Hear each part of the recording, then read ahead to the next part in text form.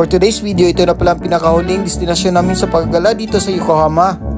And finally, andito na kami sa Cosmo World.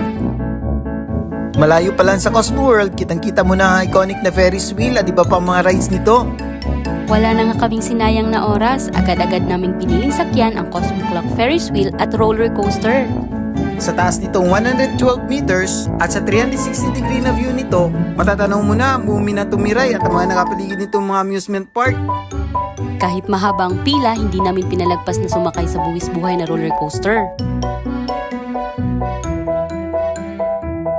Sulit na sulit nga, binayaran namin 1,000 yen per person para sa Ferris wheel at 900 yen para naman sa roller coaster.